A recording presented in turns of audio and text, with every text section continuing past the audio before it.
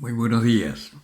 En este viernes 4 de Pascua, 5 de mayo, reflexionamos del Evangelio de San Juan, capítulo 14, versículos 1 al 6. En aquel tiempo Jesús dijo a sus discípulos: No se turbe vuestro corazón. ¿Creéis en Dios? Creed también en mí. En la casa de mi Padre hay muchas mansiones. Si no, os lo habría dicho, porque voy a prepararos un lugar, y cuando haya ido y os haya preparado un lugar, volveré y os tomaré conmigo, para que donde esté yo estéis también vosotros. Y a donde yo voy, sabéis el camino. Le dice Tomás: Señor, no sabemos a dónde vas, ¿cómo podemos saber el camino? Le dice Jesús: Yo soy el camino, la verdad y la vida. Nadie va al Padre sino por mí. Palabra del Señor. Personalmente este es uno de los textos del Evangelio que tiene relación con nuestro destino final que más me gusta, porque nos está hablando de esta esperanza extraordinaria que tenemos los que creemos en el Señor, los cristianos, respecto a nuestra vida.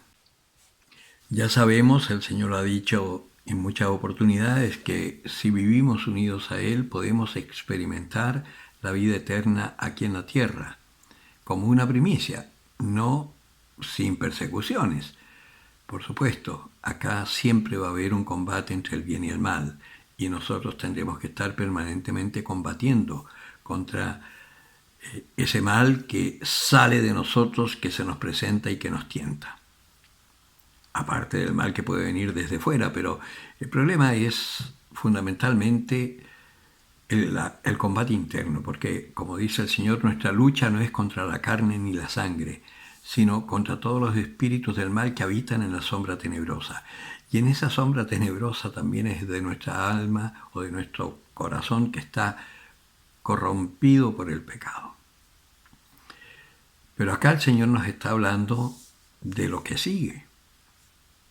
Y a mí siempre me llamó la atención, sobre todo en la plegaria, la primera plegaria de difuntos que hay en la iglesia, que tiene que ver con San Pablo también, y que dice: cuando se destruye nuestra morada terrena, nos preparas una mansión en el cielo. Y acá el Señor está hablando que en la casa de mi Padre hay muchas mansiones.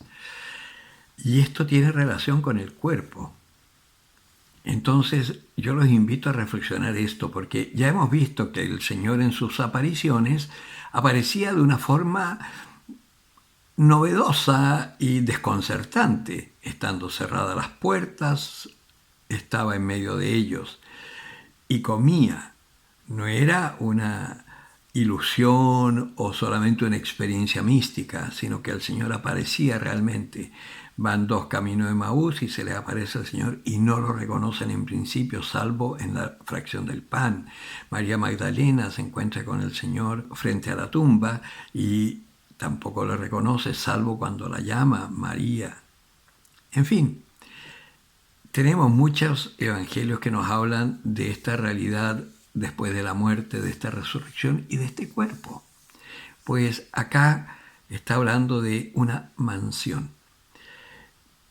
Y si pensamos la maravilla que es nuestro cuerpo aquí, no sé si se han puesto a pensar alguna vez, pensando para crear un comercial, como que me fui y me puse a pensar en el cuerpo en circunstancias que yo ni siquiera estaba en la iglesia todavía. Y yo decía: ¿y cómo será el cuerpo después de muerto? Creo que les he contado que antes de entrar a la Iglesia Católica yo anduve buscando por muchos lados y también estuve con orientalistas y alguna vez había oído hablar del libro de los muertos de los egipcios, que en realidad no es el libro de los muertos, sino que es el libro del paso a la luz.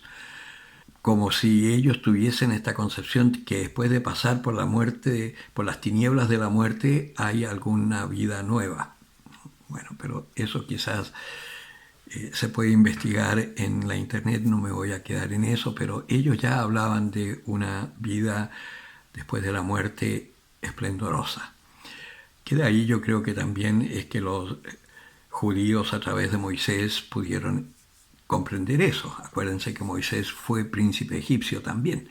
Entonces, probablemente él les transmitió a su gente toda esa tradición mística que él tenía de los egipcios. Entonces, yo me puse a pensar eso y me quedé así como en blanco. Y recién cuando entré a la iglesia en un funeral es que escuché esto de la mansión versus la morada terrena. Entonces, si esta morada terrena, que hablando así es una simple casa, y siendo tan maravillosa que podemos crear, que podemos razonar, discernir, darnos cuenta de las cosas, comprender el sentido profundo de la realidad, tenemos esa capacidad que solamente el ser humano la tiene, y es solo una morada. ¿Cómo será la mansión? ¿Cómo será ese cuerpo? Pese a que tenemos en los evangelios pistas, yo creo que es imposible imaginarse realmente cómo será eso. Pero qué esperanzador, ¿no? Porque si hay algo que el hombre teme por sobre todo, no es tanto la muerte en sí, sino que es esta disolución. Muchas veces me preguntaba en mi época de ateísmo qué sentido tenía la vida si después de esto no había nada. Porque así yo pensaba que esto se acababa y punto. Y siempre lo consideraba un absurdo. Pero el Señor acá nos está diciendo: yo soy el camino, la verdad y la vida. En la casa de mi Padre hay muchas mansiones. Qué cosa más esperanzadora, ¿no?